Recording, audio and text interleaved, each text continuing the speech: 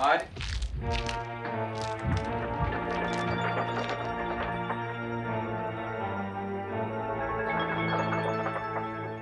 आयुध, पांडव माता व पांडव पुत्र सुरक्षित निकल गए हैं।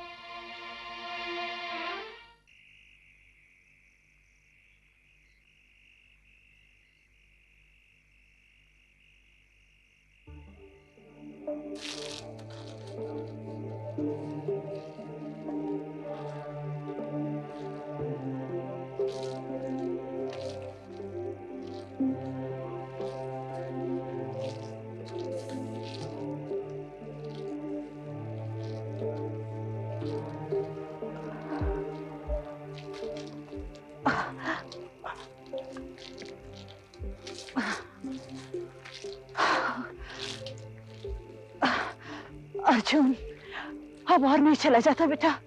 क्या हुआ माते? माते? अरे जंगल में माँ को दौड़ा रहे और पूछ रहे हो क्या हुआ?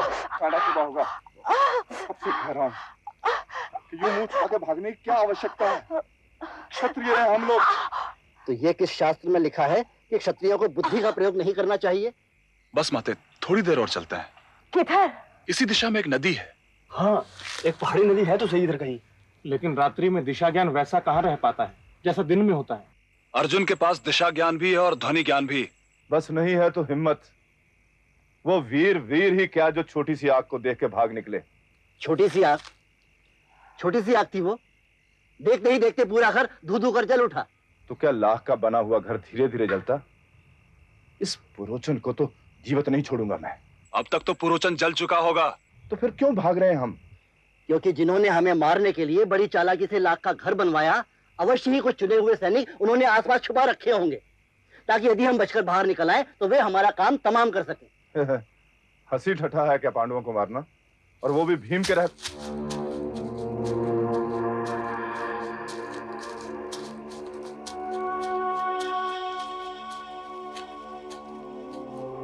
सावधान, जो भी है वहीं रुक जाए, वरना परिणाम का उत्तरदायी स्वयं होगा। अर्जुन, मैं हूं विदुर।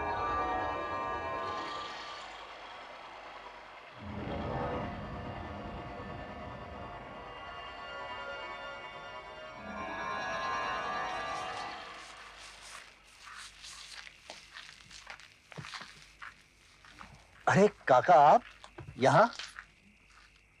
देख लिया काका, कितना शानदार महल बनवाया था हमारे लिए उस अंधे ने। भीम, बड़ों के लिए ऐसे बोलते हैं? नहीं है भाभी, इसका क्रोध स्वाभाविक है। ये मेरे विश्वस्त सैनिक हैं भाभी। इन्हें साथ लेकर शीघ्र कौरव सीमा छोड़कर राक्षस वन में चले जाएं, वरना षड्यंत्रकारियों को पता चल गया तो। पर ये षड्यंत्रकारी है कौन? दुर्योधन या स्वयं हमारे अंधे ताऊ? भीम, ये समय विवाद करने का नहीं है। मैं सोच रहा हूँ काका, जब षड्यंत्रकारियों को जले हुए घर में हमारे शव नहीं मिलेंगे तो क्या वे हमें ढूंढने अपनी सेना नहीं भेजेंगे? मुझे मेरे गुप्तचरों ने बताया है कि उस आग में पुरोचन के साथ साथ एक भीलनी भी अपने 5 बच्चों सहित जल मरी। अभी उन्हें सोचने देते हैं कि वो सफल हो गए, और जब वो निश्चिंत हो जाएं और मुझे भी लगे कि समय ठीक आ गया है, तो मैं स्वयं आप लोगों को संदेश देकर बुलवा लूंगा हस्तिनापुर। सचमुच तुम पुण्यात्मा हो विदुर। भाभी, व्यंग कर रही है मुझ पर? अपनों से व्यंग नहीं, स्नेह किया जाता है। तुम देखना, मैं अपने पुत्रों को लेकर जंगलों में ऐसे विलीन हो जाऊंगी जैसे जैसे अपने काका से विदा के बेला में आशीर्वाद नहीं लोगे युधिष्ठिर?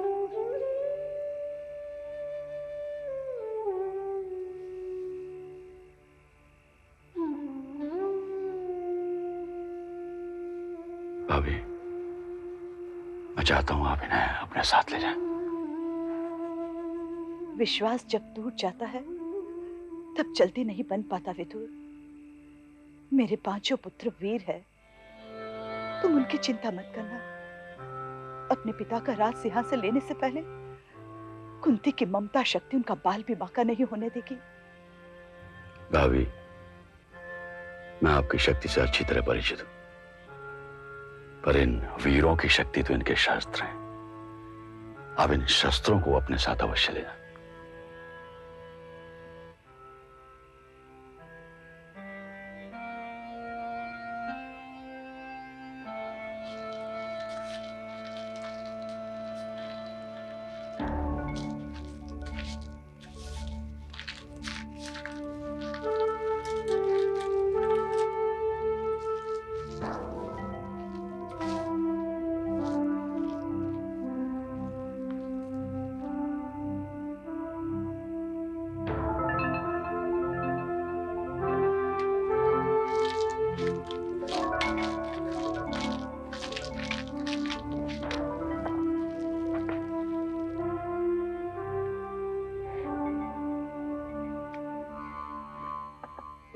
बहुत आश्चर्य की बात है गणनायक। क्या? प्राप्त अवशेषों से तो यह साफ दिखाई देता है कि पांडवों को जीते जी जला डालने की योजना बनाई गई थी। हाँ, वो तो देख ही रहा हूं। निर्माण में हर वो वस्तु का प्रयोग किया गया जिससे पलक झपकते ही आग दीवारों और छतों को पकड़ ले। पर क्या पुरोचन केवल अकेला था? नहीं गणनायक, गुप्तचरों ने सूचना दी है कि पुरोचन के साथ रमणी नामक एक स्थानीय महिला अक्सर देखी जाती थी। रमणी?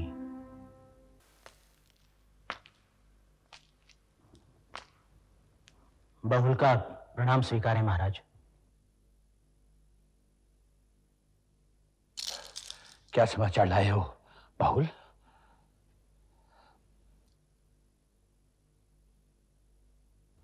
संजय, संजय पूछो इससे, कहां से आया है? क्या समाचार लाया है?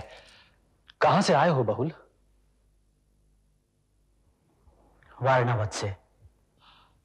वारणावत से? समाचार बहुत शोक का है महाराज। शीघ्र बोलो, शीघ्र। महाराज, जिस महल में युवराज युधिष्ठिर ठहरे थे उसमें आग लग गई।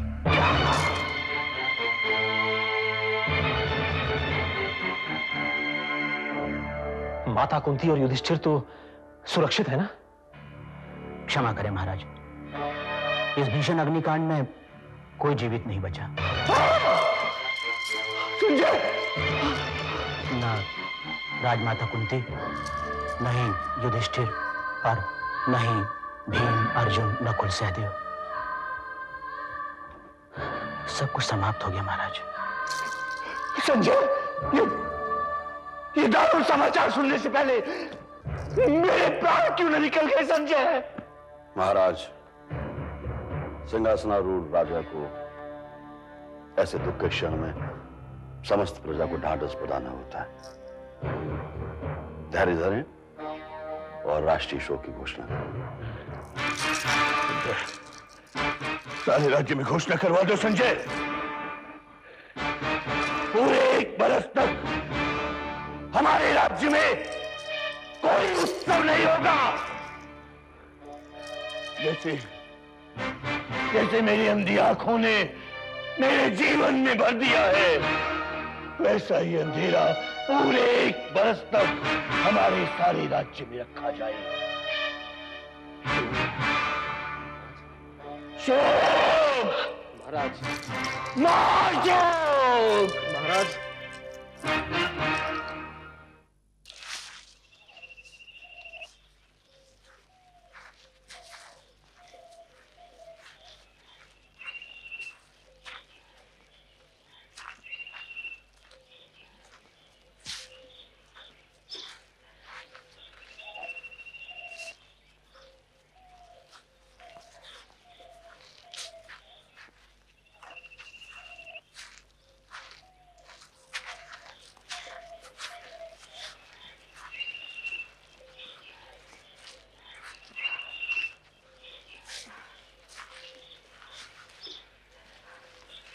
पानी।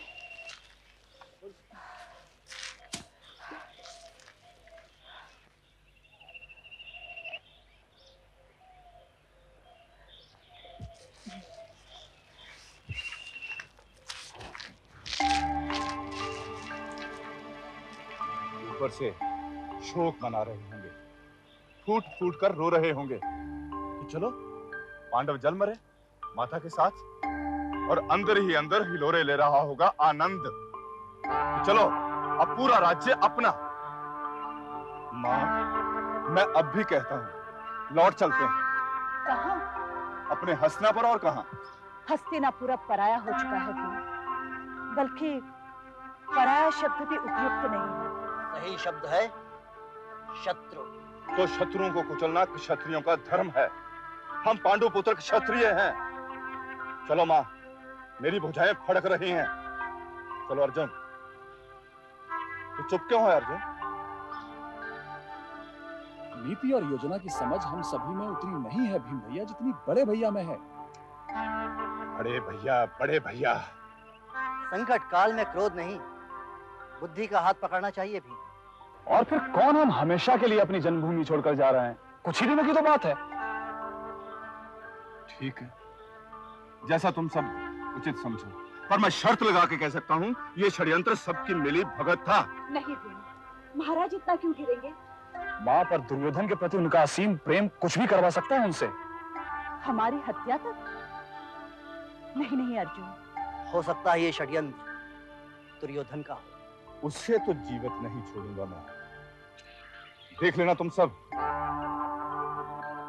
इसी गदा से चकनाचूर करूंगा उसका वक्षस्थल। तुम लोग नहीं चलना चाहते तो यहीं रहो, मैं अकेला ही जाता हूं उसका वध करने। भीम, तुम न केवल मर्यादा से बाहर जा रहे हो, बल्कि नीति विरुद्ध बात भी कर रहे हो। अब तुम कुछ नहीं बोलोगे भीम? सुन बेटा, तू तो बड़ा ज्ञानी है, धर्मशास्त्र पढ़े हैं तूने। अब तू ही बता, हमारे लिए क्या है मर्यादा, क्या है धर्म और क्या है नीति? मेरे लिए क्या आज्ञा है देवी? राजमाता कुंती नहीं रही, अब मैं भी यहाँ रहकर क्या करूंगी? सोचती हूँ महाराज कुंती भोज के यहाँ चली जाऊं। यहाँ रहकर मुझे कुंती की याद सताती है।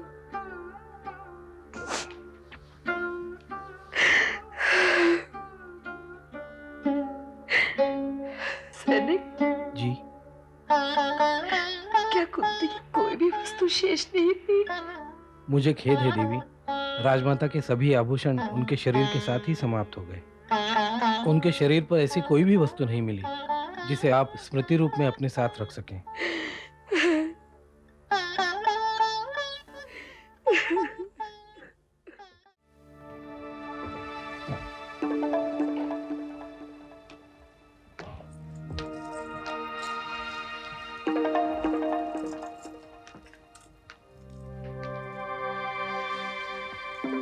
आप अभी तक गए नहीं? सुयोधन आपकी प्रतीक्षा कर रहे होंगे। सोच रहा हूँ आज जाऊं या ना जाऊं। क्यों? ऐसे ही, बस कुछ अच्छा नहीं लगा। कभी कभी मन विचित्र से विचारों में डूब जाता है। बेचारी, लगता है कुछ ऐसा हो रहा है जिसका कि भागीदार में न होते हुए भागीदार बन रहा हूं। कुछ ऐसा घट रहा जो मैंने कभी नहीं चाहा। कुछ समझ में नहीं आता, कुछ भी समझ में नहीं आता। देखती हूँ कि आप बहुत थके हुए हैं, कष्ट में हैं। हाँ, थकान है मुझे, बहुत थकान है।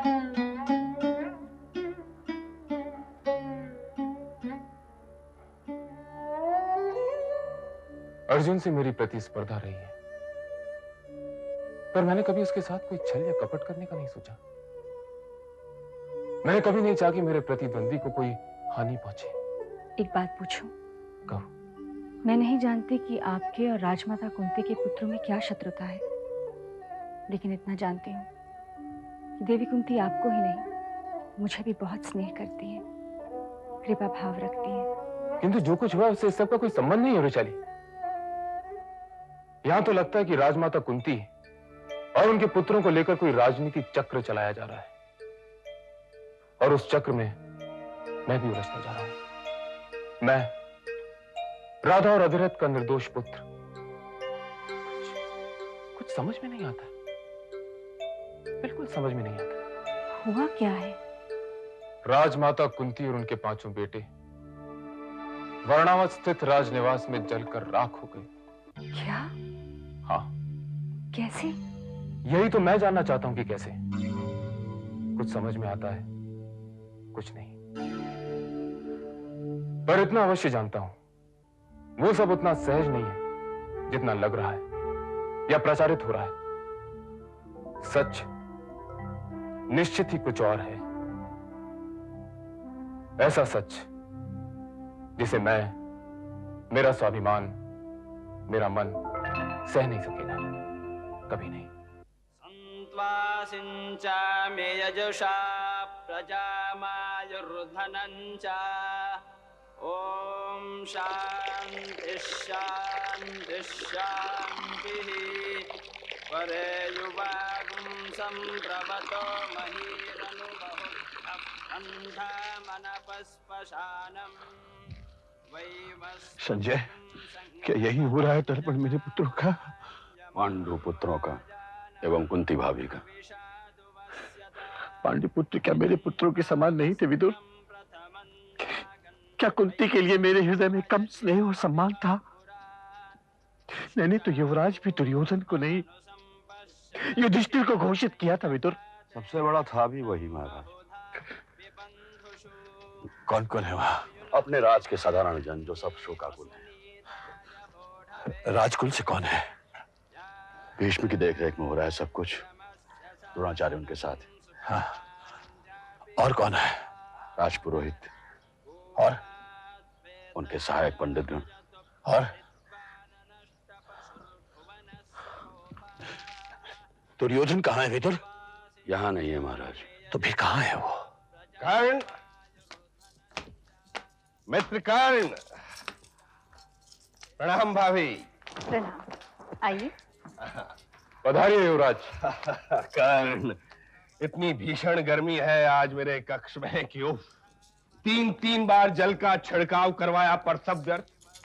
भूमि पर जल गिरते ही भाप बन जाता है। मैं अभी आई। प्रणाम। क्या बात है, आज मौन व्रत ले रखा है क्या हमारे मित्र ने? ऐसी तो कोई बात नहीं युवराज, आज्ञा करें। आज्ञा सेवकों से की जाती है कर्ण, मित्रों से नहीं। और तुम तो हमारे एकमात्र मित्र हो। किस बात की चिंता है कर्ण, मुझे बताओ तो। जो दुख कहने से कम न हो उसे कहने से क्या लाभ? लाभ हानि वणिकों पर छोड़ दो, मुझे बताओ क्या बात है। आज अचानक लगा कि मेरा सारा जीवन व्यर्थ हो गया। कारण? मेरा अब तक का सारा श्रम, वो श्रम जो मैंने हर युद्धास्त्र सीखने में लगाया था, वो श्रम जो मैंने धनुर्विद्या सीखने में लगाया था, सारा की सारा व्यर्थ हो गया। क्यों? क्योंकि जिस प्रतिद्वंदी को रण क्षेत्र में अपने बाणों से पराजित कर दुनिया को बताना चाहता था कि देखो, धनुर्विद्या सिर्फ अर्जुन का एक पर्याय नहीं है, इस सूतपुत्र के बाणों को देखो। कर्ण, कर्ण, बचपन से लेकर आज तक अपने अकिंचन माता पिता की वजह से जो अपमान, जो व्यंग्य मैंने झेला था, वो सारा की सारा क्षोभ, वो सारा की सारा अपमान मैंने युद्ध साधना में झोंक दिया था। किंतु अब पता चला कि अर्जुन वारणावत के एक मामूली से अग्निकांड में जल के मर गया। मेरा प्रतिद्वंदी बस यूं ही मर गया। अब क्या साबित करूंगा मैं? किसके विरुद्ध साबित करूंगा अपना धनुर्कौशल? देखो कर्ण, पांडवों की मौत हमारे लिए दुख का विषय नहीं है, हर्ष का समाचार है। नहीं युवराज, अर्जुन ने यह ठीक नहीं किया, पांडवों ने यह ठीक नहीं किया। उन्हें किसी साधारण भवन में जल के नहीं मरना था, उन्हें तो मेरे विरुद्ध मेरे हाथों युद्ध करते हुए मरना था। मरना था ना, मर गए। अब ये सारा राज्य हमारा है और इस आर्यावर्त में तुम सर्वश्रेष्ठ धनुर्धर हो कर्ण, तुम। यही तो दुख है, ये पद मुझे उसके जीते जी नहीं मिला। कारण? मैंने सदा से ही तुम्हें ही सर्वश्रेष्ठ माना था। मित्रतावश, किंतु जिस तरह कर्ण को तुम्हारे जैसे मित्र की मित्रता चाहिए, वैसे ही पांडव वीरों जैसे शत्रु भी। पांडव वीर नहीं थे। क्या था भीम, क्या था अर्जुन? युवराज, आप ना सिर्फ मेरे मित्र हैं, आपके बहुत से उपकार भी हैं मुझ पर, किंतु मैं अपनी निजी महत्वाकांक्षाओं का क्या करूं? मर गए हैं वो सब। युधिष्ठिर, भीम, अर्जुन, नकुल, सहदेव सबके सब मर गए हैं। हाँ युवराज, दूर से आ रही पंडितों के तर्पण मंत्रों की ध्वनियां भी यही बोल रही हैं, किंतु फिर भी मन नहीं मानता। मन कहता है कि वे मर के भी जीवित हैं, सारे की सारे, कुंती, युधिष्ठिर, भीम, नकुल, सहदेव और अर्जुन।